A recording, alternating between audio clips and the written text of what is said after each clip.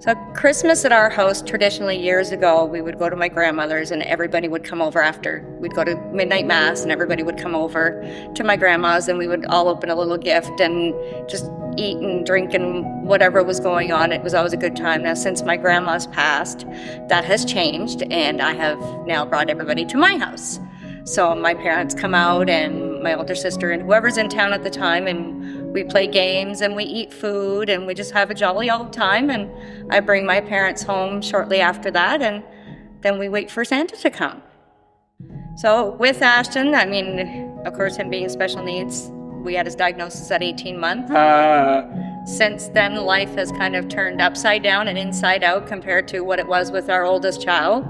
Challenges have been just enormous throughout the years, getting wheelchairs and equipment and just anything you could possibly think of. The small life pleasures that we take for granted were not so easy to come by for him. Getting to high school, I think, was the biggest challenge I had.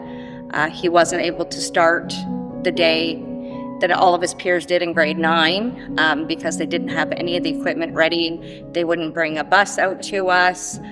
I had to fight. I went to the newspapers. It was a very, very challenging time to get all that into place. Before this program, I didn't have many friends outside of school.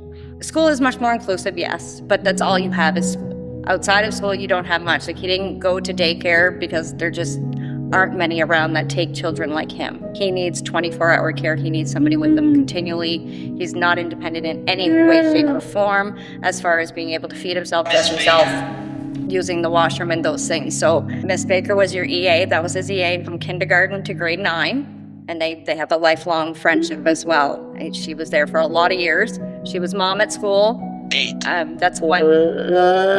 My mistake, grade 8.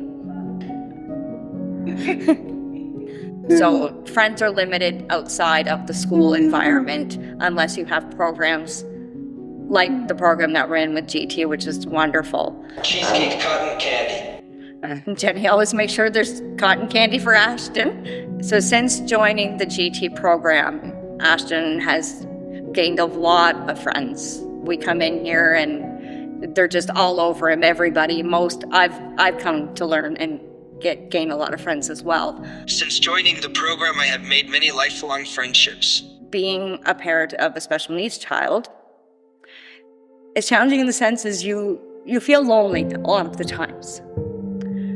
Whether it doesn't matter what your disability is, the challenges we face are the same. Whether it's multiple doctor's appointments, hours in the hospitals, weeks at hospitals, traveling for appointments, just the day-to-day stress of waking up one day and just not knowing what that day is going to be because everybody has their behavioral.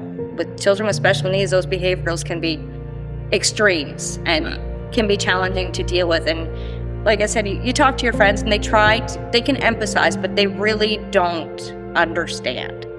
When they get to the heart of it, they don't get the day-to-day. The volunteers here and the parents here understand. So you have a more sense of a family and a belonging. They understand that, no, we're not going to this party because it's just too much. And it may not be just too much for him, it's too much for us as a parent. And that becomes challenging. And being here, I don't have that. I come in and everybody's the same and everybody comes running and it's just more of a family and it's a sense of belonging and you don't feel so alone in life anymore. So for this GenCro program, I mean, we started in the summertime, which one thing gave me a day a week where I didn't have to watch him and work because during the summer, he's home with me. I work from home, thankfully, which is a godsend, but there is the challenge that I still have to stop work to do things with him and change him and all those good stuff. So the one day a week that I don't have to lift him and deal with him is great. He loves coming. So this is giving us a place that he can go, he can gain his independence. You know, I drop him off here and he's waiting for me to get out because he doesn't want me around. And I mean, that's a wonderful feeling and I didn't think that was ever going to be in our future.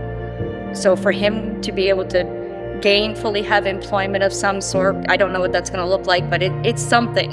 And that gives us a sense of hope and pride that someday, you know, he'll have some more independence and he has plenty here. I know that it is just going to flourish from there. He's grown a lot since coming to this program, and if it wasn't for this program, we'd have a pretty lonely life, I'll tell you.